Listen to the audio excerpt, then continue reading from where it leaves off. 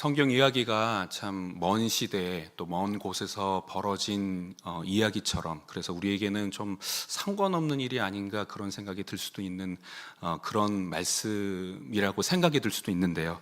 그럼에도 불구하고 이 일은 역시 사람에게 일어나는 일이고, 특별히 하나님의 사람들에게 일어나는 일이기 때문에 우리 또한 하나님의 일을 감당하는 사람들로서 그 일을 하며 겪게 되는 어려움 중 하나일 것입니다. 오늘 함께 나누는 이 귀한 말씀을 통해서 하나님의 일을 할 때, 또 주님께서 맡겨주신 그 삶을 살 때 우리에게 어떤 어려움이 찾아올 텐데 그 어려움을 어떻게 이겨낼 수 있을까, 또 어떻게 그 어려움을 이겨내고 주님께서 맡겨주신 그 삶과 사역을 감당할 수 있을까 함께 고민하는 시간 되시길 축복합니다. 하나님은 느헤미야에게 비전을 보여주셨죠. 하나님은 두 가지를 대비해서 항상 보여주십니다. 이 비전이라는 것은 그런 것인데요, 아름다웠던 이 예루살렘 성전의 모습과 이전의 모습이겠죠. 또 지금의 황폐해진, 무너진 예루살렘의 성의 모습을 함께 겹쳐서 느헤미야에게 보여주셨습니다. 뿐만 아니라 그 아름다웠던 성 안에 살았던 그 예루살렘의 백성들, 평안하고 안정되었으며 또 당당했던 그들의 삶과 지금은 완전히 성벽이 무너져서 두렵고 떨리는 마음으로 또 슬픔 속에서 살아가는 이 하나님의 백성들의 삶을 이렇게 겹쳐 보여주시면서 하나님께서 원하시는 일이 무엇인가를 이 느헤미야에게 보여주신 것이죠. 느헤미야는 이와 같은 하나님의 비전을 통해 자신의 사명을 깨달았습니다. 이 무너진 성벽과 또 그 안에 비참하게 살아가고 있는 이 이스라엘 백성들을 향해 무언가 일을 해야 되겠다는 그런 마음을 하나님께서 그에게 허락하신 것이죠. 그런 마음으로 느헤미야는 예루살렘으로 향합니다. 그리고 이스라엘 백성들과 뜨거운 마음을 나누고 140년 동안 그 누구도 하지 못했던 그 일을 시작하려고 합니다. 그 일이 무엇이냐? 바로 성벽을 재건하는 일이죠. 우리가 읽지는 않았지만 앞에 이 3장에서는 느헤미야에게 도전을 받아서 힘을 합쳐서 공사를 시작한 백성들이 소개되고 있습니다. 이 공사에 참여한 사람들이 이 3장에만 언급된 사람만, 대표자만 이제 언급이 됐는데요. 대표자만 해도 75명이 됐고요. 또 이들이 종사한 직업의 종류만 해도 15가지였습니다. 그러니까 이 당시 이 느헤미야로 하여금 도전받았던 이 이스라엘 사람들이 정말 한마음 한뜻으로 모여서 이 공사를 시작했음을 우리는 짐작하게 합니다. 그리고 이 느헤미야는 이 성벽 재건 공사를 45개의 구간으로 나눠서 진행을 했고, 또 총 10개의 성문을 이렇게 일괄된 방향으로 이 성문을 만들었습니다. 그러니까 이 성경을 통해서 우리는 무엇을 알 수 있냐면, 이 느헤미야는 제가 계속해서 언급했던 것처럼 철저한 계획에 따라서 성벽을 재건했음을 우리로 하여금 알게 하는 것입니다. 이 적절한 역할 분배와 물자 조달과 효율적인 일정 계획을 통해서 수많은 사람들과 함께 의미 있는 일을 했던 사람이 바로 느헤미야였던 것이죠. 제가 가끔씩 일을 하다 보면, 하나님의 일을 하다 보면 이런 생각을 가지고 계신 분들을 가끔씩 만납니다. 어떤 생각을 가지고 계시냐면, 그러니까 하나님의 일이라고 하면 정말 하나님의 은혜로 하는 일이기 때문에, 그리고 순간순간마다 하나님이 주시는 지혜와 은혜로 이 일을 해야 하기 때문에 인간의 계획은 최소화해야 한다라고 생각을 하시는 분은 가끔씩, 막 종종 자주 만나는 것은 아니고 가끔씩 만나게 되는데요. 그러나 하나님은 이 아무런 계획 없는 곳에 일하는 도중에만 은혜를 주시고 지혜를 주시는 것이 아니라, 사람이 하나님의 일을 계획하려고 할 때 그 안에서도 하나님께서 지혜를 주시고 은혜를 주시며 또 놀라우신 섭리로 이끌어 가시는 줄 믿습니다. 그렇기 때문에 우리는 하나님의 일을 할 때 또 많은 사람들과 함께 일을 해야 하기 때문에 하나님이 주신 지혜로 잘 계획하며 그 일을 감당해야 하는 것이죠. 느헤미야는 사역을 계획하여 일하는 것이 얼마나 또 값지고 또 효율적인지를 우리에게 보여주고 있습니다.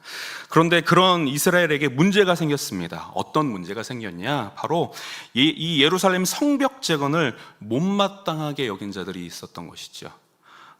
그들은 누구냐? 바로 산발락과 도비야였습니다. 이 사람들은 애초에 이 느헤미야가 예루살렘에 왔다는 소식을 들었을 때에도 못마땅하게 여겼습니다. 이유는 무엇이냐면 이 산발랏은 이 사마리아, 그러니까 예루살렘 그 옆에 있는 사마리아 지역의 총독이었는데, 이 예루살렘의 이 힘이 다시 한번 회복이 되면, 성벽이 재건이 되면 자신의 영향력이 줄어들 것이 분명했기 때문에 그것을 두려워하고 경계하여서 계속 주시하면서 바라보고 있었던 것이죠. 그런데 지금 이스라엘 백성들이 성벽을 쌓아 올리려고 한다라는 소식을 들으니까 성경의 표현으로 매우 분노했다, 매우 화를 냈다 라고 말을 하고 있는 것입니다. 그런데 화를 냈을 뿐만 아니라 그는 이렇게 이스라엘 백성들을 향하여서 비난하며 조롱합니다. 뭐라고 비난하고 조롱을 하느냐? 이렇게 5가지 질문인데요. 첫 번째 질문은, 힘도 없는 유다인들이 도대체 무슨 일을 할 거냐? 지금 이 느헤미야가 오기까지 이 예루살렘에 살았던 백성들, 또 이스라엘 백성들은 지금 완전히 패배주의와 자격심에 정말 찌들어서 살아가고 있었던 사람들입니다. 140년 동안 성벽 재건도 하지 못하고 정말 그 주변 나라들에서 계속 이렇게 공격하고 유린하는 그런 상황들 속에 아무것도 할 수 없었던 그런 상황들이었기 때문에 얼마나 큰 패배감이 있었겠습니까? 그런데 느헤미야라고 하는 어떤 대단한 사람이 와서 성벽 재건을 하려고 하니까 뭔가 되려고 하는 것 같은데, 너희 잊지 마라, 너희는 힘없고 유약한 유다인이었다라고 지금 산발랏이 비꼬고 있는 것이죠. 뿐만 아니라 너희가 이 성벽을 다시 쌓을 것이냐? 이 성벽 쌓는 일은 정말 전문가들이 해야 하는 일인데, 전문가의 기술이 필요해야 하는 일인데 고작 너희가 그런 기술을 가지고 있냐? 또 비난하죠. 그리고 또 이렇게 묻습니다. 여기서 제사를 지내야겠냐? 이 말에 대해서 어떤 주석가는 이렇게 번역을 했는데요. 이 정신 나간 사람들은 그저 기도드린다고 성벽이 다시 세워질 것으로 생각하는가? 그것은 그저 그들의 바람일 뿐이다. 그러니까 이들에게는 기술은 없고 그저 하나님을 믿는 어떤 신앙이 있는데 그 신앙만으로 성전이 세워질 것이라고 기대하고 있는 것 아닌가? 그들의 무능력함을 꼬집고 있는 것입니다. 그리고 이 일이 하루 안에 끝날 일이냐?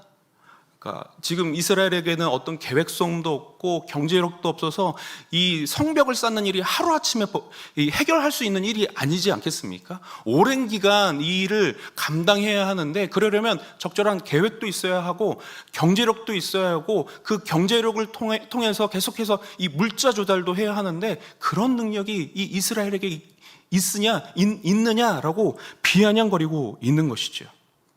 거기에다 도비야는 한마디를 더 첨언합니다. 뭐라고 말을 하냐? 그들이 건축한 성벽은 형편이 없어서 여우가 올라가도 무너질 만큼 연약할 것입니다. 만약 그들이 짓는다 하여도, 성벽을 짓는다 하여도 그들의 실력은 형편없고 능력이 없어서 여우가 올라가도 금방 무너져 버릴 것이다, 도비야가 말하고 있는 것입니다. 이 산발락과 도비야의 비난과 비아냥은 아마 온 이스라엘 백성들에게 흘러갔을 것입니다. 그리고 모르기는 몰라도 몇몇 이스라엘 사람들은 그 말로 인하여서 마음이 무너졌겠죠. 과연 우리가 무엇을 할 수 있을까? 그렇지, 우리가 별 볼 일 없는 사람이었지, 140년 동안 이 성벽을 재건하지 못하고 이렇게 변변치 못하게 살아왔는데 지금 느헤미야 한 명 왔다고 우리가 무엇 할 수 있겠는가? 라고 몇몇 사람들은 마음이 무너져서 자조적인 말을 스스로에게 하고 있었을 수도 있겠습니다. 그러나 이 이야기를 들은 느헤미야는 달랐죠. 느헤미야는 무엇 하느냐? 우리가 읽었던 4절과 5절인데요. 느헤미야는 어떻게 반응합니까? 하나님 앞에 기도합니다.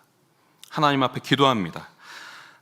그들이 하는 말은 상대할 가치도 없고, 이 일을 시작하신 분은 하나님이시고 또 이 일을 진행하시는 분도 하나님이시고, 그렇기 때문에 이 산발락과 도비아도 하나님께서 해결해 주실 것을 믿고 다른 것 하지 않고 하나님 앞에 나아가는 것이죠.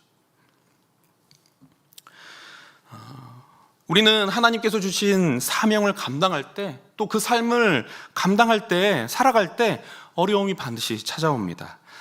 주변 사람들이 우리를 비난하기도 하고 공격하기도 하죠. 또 어떤 어려움이 찾아올 수도 있습니다. 하지만 우리는 이 일이, 우리에게 맡겨주신 이 일이 하나님께서 주신 일이라면, 또 우리에게 맡겨주신 삶이 하나님께서 맡겨주신 삶이라면 우리는 하나님 앞에서 싸워야 하는 것입니다. 이 일은 사람의 일이 아니라, 사람의 삶이 아니라 하나님께서 허락하신 일이요, 하나님께서 허락하신 삶이기 때문에 하나님 앞에 기도하며 하나님을 의지할 때 하나님께서 우리에게 이길 힘을 주실 줄 믿습니다. 하나님 앞에서 살아가시는 저와 여러분들 되시길 축복합니다. 요동이 없는 이 느헤미야 때문인지 이스라엘 백성들은 흔들리지 않습니다. 그리고 놀라운 성과를 마주하게 되죠. 어떤 성과를 마주하게 되냐? 이스라엘 백성들은 성벽을 절반가량 재건하게 됩니다. 끊어졌던 성벽을 연결할 뿐만 아니라 성벽의 높이를 절반 정도 쌓아가는 그런 놀라운 성과를 이루게 되죠. 그런데 어떻게 그럴 수 있었느냐? 성경은 우리에게 이렇게 말하고 있습니다. 6절의 말씀인데요. 우리 6절의 말씀 우리 다 같이 한번 읽어보도록 하겠습니다. 시작.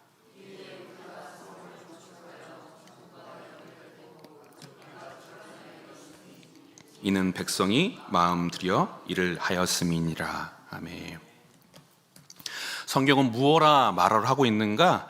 그들이 마음 들여 일을 했기 때문이다 라고 성경은 말합니다.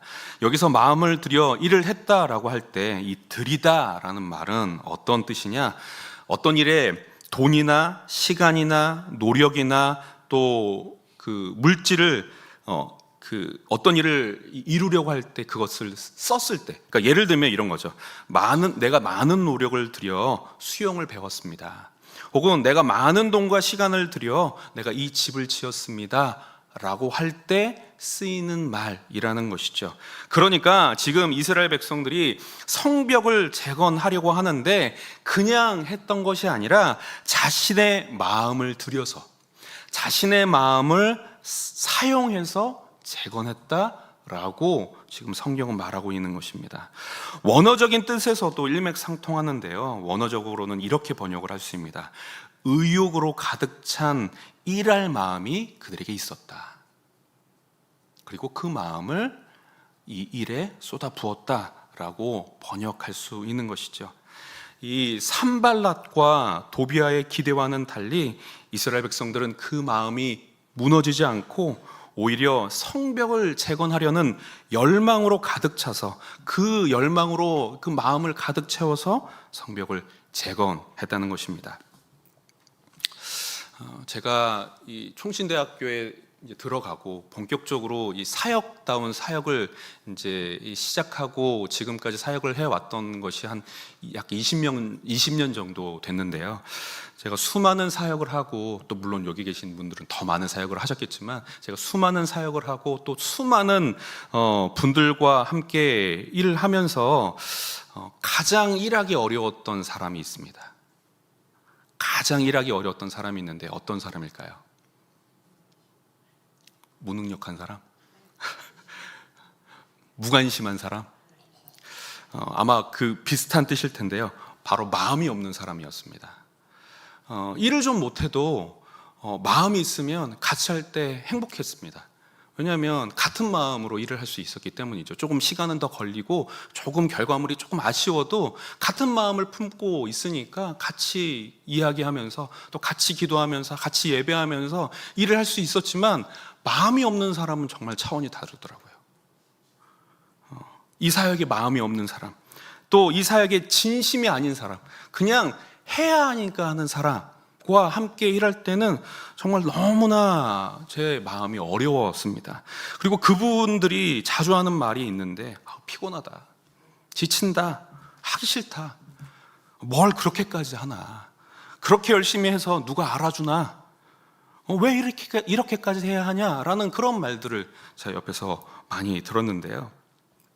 저는 가능하면 제가 주어진 사역이라면 정말 마음 담아서 일을 하고 싶어하는 사람이기 때문에 정말 그런 분들과 함께 일할 때 참 마음이 개인적으로 참 어려웠습니다. 하지만 그들에게도 사정은 있더라고요. 마음을 들여 일하지 못하는 사람들의 사정이 있는데, 제가 생각을 해봤을 때 몇 가지의 사정들이 있습니다. 첫 번째로는 그들의 일이 아니기 때문입니다. 그들이 지금 하고 있는 일이 하나님께서 그에게 주신 사명이 아닌 거죠. 그러니까 마음도 안 생기고 하고 싶은 생각도, 열정도, 기쁨도 그 일에 없는 것입니다. 두 번째로는 이 주변에서 그 사람을 향해서 혹은 그 일을 향해서 비난하고, 혹은 자신 스스로가 자신의 능력에 대해서 의심하는 경우, 그러더라고요. 이 지금 이스라엘 백성들이 경험하고 있는 상황과 비슷하지 않겠습니까? 지금 이스라엘 백성들이 성벽을 재건하려고 할 때 주변에서 비난하고 비아냥거리잖아요. 그리고 아마 그 비난과 비아냥에 마음이 무너진 사람이 분명히 있을 것입니다. 그런데 이 마음 들여 일하지 못하는 사람들 중에 그런 분들이 있더라고요. 주변의 그 비난 때문에, 혹은 자신 스스로를 향한 자신 없음 때문에, 믿지 못함 때문에 마음 들여 일하지 못하는 경우들을 봅니다. 그리고 뿐만 아니라 세 번째로는 실패에 대한 두려움이 있는 분들. 그래서 이 실패에 대한 두려움이 있는 분들은 이 성공에 대한 경험이 없을 때 이 실패에 대한 두려움이 찾아오는데, 이런 마음이 드는 것이죠. 실패하면 어떡하지? 다른 사람들이 나를 어떻게 생각할까? 나를 향해 실망하지 않을까? 이와 같은 생각들을 한다는 것이죠. 그리고 마지막으로 아마 이 모든 것의 시작이 될 텐데, 낮은 자존감을 가지고 있는 이 사람들이 마음을 담아서 일하는 것을 정말 어려워하는 것을 제가 옆에서 봅니다. 이 자존감이 높다면 이 주변의 이 비난에 대해서 크게 신경 안 쓰죠. 네가 뭘 한다고, 너가 뭘 한다고 나에 대해서 이야기해, 이 일에 대해서 이야기해, 이렇게 넘긴다든지, 또는 자신에 대해서도 의심하지 않거든요. 물론 100% 성공하는 것은 아니지만 내가 최선을 다할 때 유의미한 결과가 있을 것이다, 스스로 생각을 하는 것이죠. 이처럼 마음을 담아서, 마음을 들여서 일을 하지 못하는 사람들의 사정을 우리는 이해를 해야 할 것입니다. 그럼에도 불구하고 우리는 어떻게 마음을 들여서 우리에게 맡겨주신 삶과 사역을 감당할 수 있을까? 첫 번째로는 우리는 나에게 맡겨주신 이 사역이, 또는 나에게 맡겨주신 나의 삶이 정말 하나님께서 나에게 맡겨주셨음을 우리는 이해해야 하는 것입니다.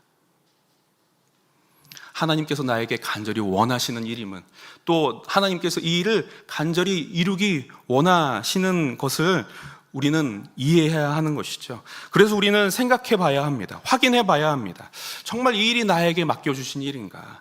나에게 주신 재능과 관련이 있는가? 혹은 나에게 주신 기호와 관심에 관련이 있는가? 특별히 이 일이 내 마음을 아프게 하는가? 내 마음에 어떤 책임감을 갖게 하는가? 느헤미야가 그러지 않았겠습니까? 느헤미야가 이 예루살렘에 사는 이 백성들의 처참한 상황을 듣고, 그랬구나, 그런 어려움이 있구나 하고 넘겼던 것이 아니라 그 일이 마음에 쓰였던 것이죠. 하나님께서 우리에게 주시는 그 사명은 사실 일이 아닙니다. 하나님께서 우리에게 주시는 그 비전은 일과 관련된 것이 아니라 사람과 관련되어 있습니다. 하나님께서는 이 세상을 아름답게 만드시고, 하나님의 그 놀라운 계획 안에 정말 아름답게 하나님의 백성들이 살아가기를 원하셨지만, 타락함으로 인해, 죄로 타락함으로 인해 우리의 삶과 이 모든 세계가 훼손되지 않았겠습니까? 그것이 우리 모두에게 이 영향을 미치고 우리의 삶이 망가져 있고 우리의 삶에 어떤 어려움이 존재하는 것이죠. 그런데 하나님께서 주신 사명은 어떤 것이냐? 바로 하나님께서 원래 계획해 놓으신 그런 아름다운 모습으로 회복해 나아가는 것, 또 그 일을 우리가 감당하는 것이 바로 하나님의 사명일 줄 믿습니다. 그렇기 때문에 그 일은 사람과 관련된 것입니다. 어떤 사람의 아픔과 어떤 사람의 어려움을 회복하는 것, 혹은 돕는 일. 느헤미야가 바로 그런 일을 감당하고 있었던 것이죠. 그런데 하나님께서 나에게 주신 그 일들 가운데 바로 이와 같은 마음이 있는가? 나에게 맡겨주신 그 사람들을 위해, 또는 나에게 맡겨주신 어떤 대상들을 위해 가슴 아파하고 있는 그런 마음이 있는가? 우리 마음 가운데 점검해 봐야 하는 것이죠. 두 번째로는 마음 들여 일하는 사람과 함께 일하며 배워봐야 합니다. 지금 이스라엘 백성들이 정말 좋은 예인데요, 아까 말씀드렸던 것처럼 이 이스라엘 백성들의 상황은 정말 안 봐도 뻔합니다. 140년 동안 계속해서 실패와 또 패배가 이어졌기 때문에 그들의 마음 가운데 있는 것은 패배감과 자격지심 밖에는 없을 것이죠. 그런데 어떻게 그들이 마음을 들여서 성벽을 재건하고 이와 같은 놀라운 성과를 마주할 수 있었을까? 그들에게는 바로 느헤미야가 있었기 때문입니다. 이 느헤미야라는 사람은 정말 건강한 자아를 가지고 있었던 사람으로 보입니다. 그가 기도하는 모습을 볼 때, 또 그가 이스라엘 백성들 앞에 나갔을 때, 혹은 이 아닥사스다 왕 앞에 나가서 말을 할 때 보면 참 건강한 사람이다라는 것을 우리는 알 수 있죠. 상황을 정확하게 판단하고 해야 할 일을 하는 사람입니다. 주변의 어떤 비난과 염려와 어떤 어려운 상황에 흔들리는 사람이 아니라 정말 하나님께서 주신 일이라면 묵묵히 당당하게 그 일을 맞서는 사람이죠. 제가 이전에도 한번 말씀드렸던 적이 있는데, 제가 청년 시절에 참 저에게 도전이 됐던 이 형님이 계십니다. 그 형님이 제가 만났을 당시에는 저기 성남 비행장에 있는 공군에서 이 장교의 일을 하는 분이셨는데요. 그분이 이제 지금은 아마 외교부에서 일을 하고 계실 거예요. 서울대 외교학과에서 공부하셨던 분인데, 그분이 이렇게 놀라운 이렇게 그 학력이 좋기 때문에 제가 도전을 받았던 것이 아니라, 그 형님을 만날 때마다 제가 느끼는 것은 이 두 가지였습니다. 그 안에 있는 겸손함, 또 다른 한편에서 보이는 것은 당당함이었습니다. 당당함. 하나님께서 나를 만드셨고 나를 향한 아름다운 계획을 가지고 계시다는 그 당당함이 있는 반면에, 그것으로 인하여서 교만하는 것이 아니라 만나는 사람에게 참 겸손하게 이렇게 대해 주셨던 그 형님을 제가 보고 참 제 청년 시절에 도전을 참 많이 받았는데요, 그분이 가지고 계시는 그 마음이 바로 건강한 이 자아감 아닐까 생각을 합니다. 그리고 그 마음으로 교회 안에서 일을 하니까 참 아름다운 열매들이 많이 맺혀졌던 것을 제가 옆에서 보고 또 그런 영향력을 받았던 것이죠. 지금 이스라엘은 느헤미야에게 정말 선한 영향력을 경험하고 있는 그런 상황인 것입니다. 이스라엘 백성들 스스로는 이와 같은 상황 사실 재건하려고도 생각하지 않았지 않겠습니까? 그런데 이 재건하려고 했을 이 상황에서도 주변에서 어려운 이 공격이 있을 때에도 흔들리지 않을 수 있었던 그 이유는 무엇이냐? 바로 이 건강한 자아를 가지고 있었던 사람, 마음 들여 일할 줄 알았던 이 느헤미야와 함께 있었기 때문입니다. 우리도 보면 우리 공동체 안에 이 마음 들여 일할 수 있는 분들, 또 정말 건강한 자아를 가지고 계신 그런 귀한 분들이 있는 줄 믿습니다.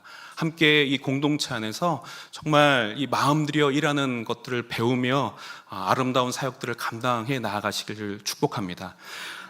뿐만 아니라 우리에게는 우리 안에 이 공동체 안에 계시는 정말 좋은 분들도 계시지만, 정말 완벽한 자존감을 가지고 계신 분이 우리에게는 계십니다. 그분이 누구시냐? 바로 예수님이시죠.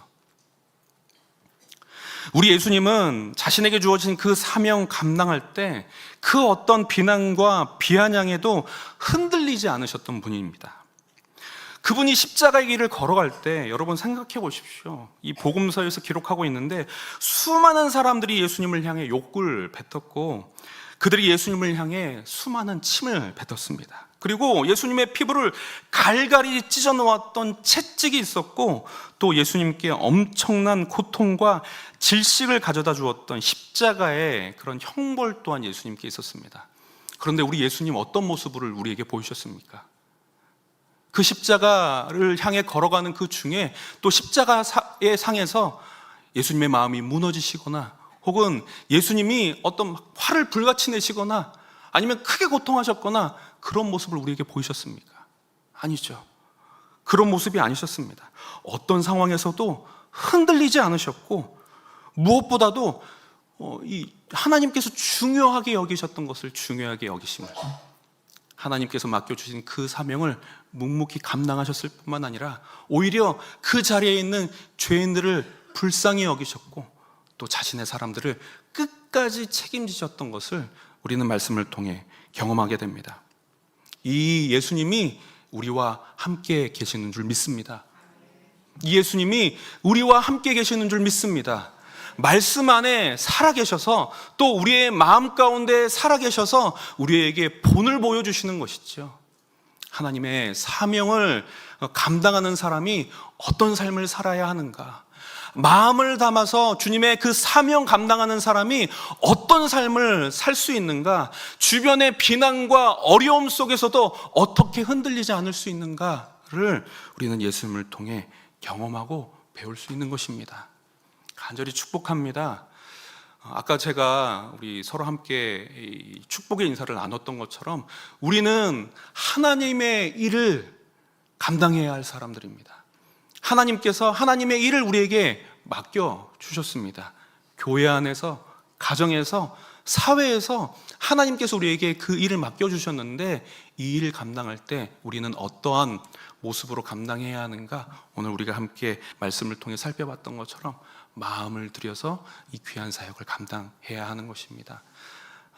주님과 함께 동행하며 주님께서 맡겨주신 삶과 사역을 귀하게 감당하시는 저와 여러분들 되시길 축복합니다.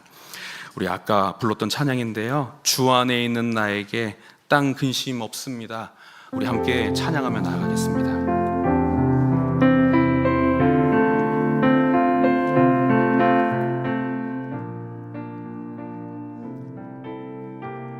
함께 고백합니다. 주 안에 있는 나에게, 주 안에 있는 나에게 땅 근심이 있으랴. 십자가 밑에, 십자가 밑에 나가 내 짐을 풀었네. 주님을 찬송하면서, 주님을 찬송하면서 할렐루야 할렐루야. 내 앞길 멀고 험해도 나 주님만 따라가리. 그 두려움이 변하여, 그 두려움이 변하여 내 기도 되었고, 전날의 한숨 변하여. 우리 3절 찬양합니다. 내 주는 자비하셔서, 내 주는 자비하셔서 늘 함께 계시고, 내 궁핍함을 아시고 늘 채워주시네. 주님은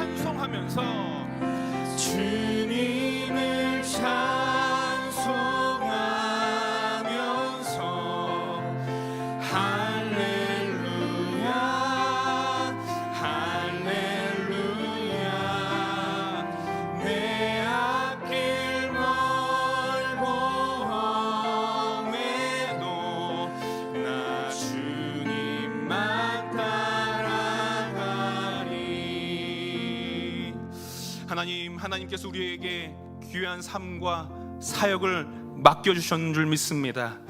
이 일을 나의 힘과 나의 능력과 나의 영혼으로 감당하려 할 때에는 두려움과 걱정과 주변으로부터 인한 어떤 어려움으로 인하여서 감당하지 못할 것 같은 마음이 우리 마음 가운데 드나, 우리와 함께 하시는 하나님, 우리에게 본을 보여주시며 성령 하나님께서 살아 역사하여 주셔서 우리의 어려운 상황 속에, 궁핍한 상황 속에 필요를 채우시며 지혜를 허락하시는 그 하나님으로 인하여 승리하게 될 줄 믿습니다. 그 하나님 믿고 그 하나님 의지하며 주님과 동행하는 귀한 주님의 자녀들 될 수 있도록 은혜 허락하여 주시옵소서. 주님 앞에 간절히 기도하며 나가겠습니다. 기도하시겠습니다. 은혜로우신 하나님, 우리가 살아계신 주님 바라봅니다. 주님께서 우리에게 맡겨주신 삶과 주님께서 우리에게 맡겨주신 그 사역을 감당할 때 나의 마음과 나의 생각과 인간의 연약한 마음들 내려놓고 오직 우리와 동행하시는 그 예수 그리스도로 인하여, 또 예수 그리스도께서 보여주셨던 그 모범의 삶으로 인하여 우리가 당당하게 주님께서 맡겨주신 삶을 살아가기를 소망합니다. 주님께서 맡겨주신 그 일을 감당하기를 원합니다. 주님이 주시는 지혜로, 주님이 채워주시는 그 은혜로 말미암아 귀한 삶을 살아가기를 소망하오니 주님을 찬양하며 주님과 동행하며 기쁨으로 살아가는 주님의 모든 귀한 동역자들에게, 주님의 자녀들에게 은혜와 능력을 더하여 주시옵소서. 은혜와 능력을 더하여 주시옵소서. 담대한 마음을 허락하여 주시옵소서. 우리의 마음을 들여 주님 앞에 일할 줄 아는 자들 되게 하여 주시옵소서. 그래서 우리의 모든 삶 가운데 아름다운 열매 맺게 하여 주시옵소서. 주님 우리와 함께 하실 줄 믿습니다. 주님 우리와 함께 하여 주실 줄 믿습니다. 주님 우리와 함께 하여 주실 줄 믿습니다. 살아계신 주님, 오직 주님만 바라보기를 소망합니다. 은혜로우신 하나님, 주변에 비난과 비아냥이 있을 때 그 어떤 것에도 반응하지 않고 묵묵히 하나님 앞에 나아가 기도하며 하나님께서 이기게 하실 것을 신뢰했던 느헤미야처럼 우리 또한 우리에게 맡겨주신 삶과 사역 감당할 때 오직 하나님 앞에 있기를 소망합니다. 우리의 인간의 연약함은 우리의 삶과 우리의 사역 가운데 걱정과 염려로 인하여 주님께서 맡겨주신 삶과 사역을 잘 감당할 수 없을 그런 연약한 모습이 우리에게 있지만, 우리가 하나님 앞에 나아가 우리에게 지혜를 주시며 우리에게 피로를 채워주시며 모범을 보여주신 예수 그리스도로 인하여서 우리에게 참된 승리를 허락하여 주실 줄 믿습니다. 오직 주님과 동행하며 주님과 동역하며 주님이 주시는 힘과 능력으로 말미암아 귀한 사역 감당하는, 귀한 삶을 감당하는 살아가는 주님의 자녀들 될 수 있도록 주님 축복하여 주시옵소서. 이 시간 주님을 향한 그 사랑의 마음과 또 주님을 향한 그 귀한 마음을 담아 예물을 드린 주님의 자녀들이 있습니다. 하나님께서 그 마음과 삶과 또 이 예물을 기뻐 받아 주사 하나님께서 응답하여 주시고 그의 삶을 충만하게 하여 주시고, 그래서 그 모든 삶을 통하여서 오직 하나님만 영광 받으시며 주님만 능력 있게 자랑하는 귀한 주님의 자녀들 될 수 있도록 축복하여 주시옵소서. 주께서 명하신 기도로 기도하오니 하늘에 계신 우리 아버지여, 이름이 거룩히 여김을 받으시오며 나라가 임하시오며 뜻이 하늘에서 이루어진 것 같이 땅에서도 이루어지리이다. 오늘 우리에게 일용할 양식을 주시옵고 우리가 우리에게 죄 지은 자를 사하여 준 것 같이 우리 죄를 사하여 주시옵고 우리를 시험에 들게 하지 마시옵고 다만 악에서 구하시옵소서. 나라와 권세와 영광이 아버지께 영원히 쌓옵나이다. 아멘.